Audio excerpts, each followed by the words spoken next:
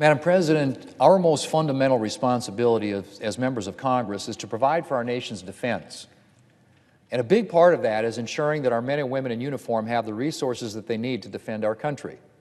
That means, of course, that we have to ensure that our military receives adequate funding to meet today's priorities and to prepare for the threats of tomorrow.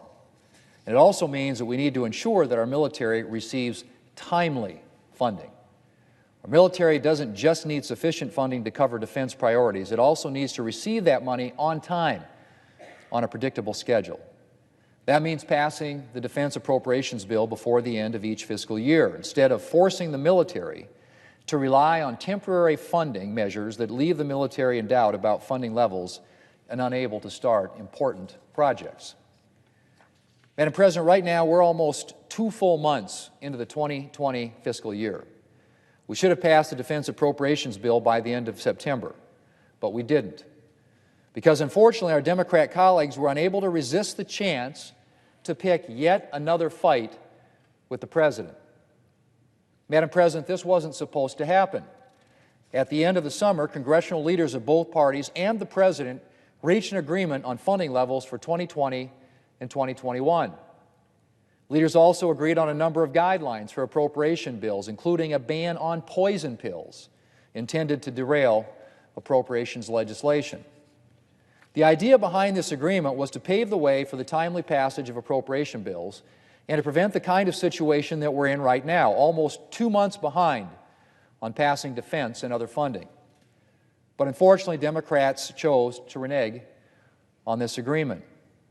Senate Democrats are currently holding up defense funding by insisting on the type of poison pills that they promised to forego just a few months ago. The leader has attempted to bring up the Defense Appropriations Bill twice, and both times Senate Democrats have filibustered the legislation. It's deeply disappointing, Madam President. I understand that my Democrat colleagues are looking for any opportunity to pick a fight with the President, but funding for our men and women in uniform should not be subjected to Democrats' partisan whims. Thanks to Democrats, right now our military is operating under a continuing resolution that leaves the military short of the funding that it needs for the 2020 fiscal year. That has real consequences. In addition to leaving the military underfunded, a continuing resolution prevents the military from starting key projects that will help ensure our men and women in uniform are prepared to meet the threats of the future. The Pentagon can't start new procurement projects. New research and development initiatives that keep us a step ahead of our adversaries are put on hold. All told, under a continuing resolution, the military's purchasing power is reduced by roughly $5 billion each quarter. Madam President, to put that in perspective, that's the equivalent of losing out on about 56 Joint Strike Fighter planes, depending on the variant, every 3 months. That $5 billion that the Pentagon is going without is urgently needed funding for critical military priorities. And the longer the Pentagon goes without this funding, the greater the consequences for our military preparedness.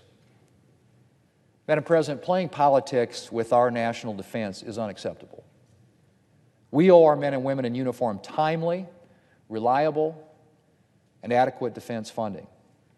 And we owe every man, woman, and child in the United States the same thing. The safety of every person in this country depends on the strength of our military. And I hope that at least some of my Democrat colleagues will see their way to joining Republicans to get this year's Defense Appropriations Bill to the President's desk. It's time to get our men and women in uniform the funding that they need and that they deserve. Madam President, I yield the floor.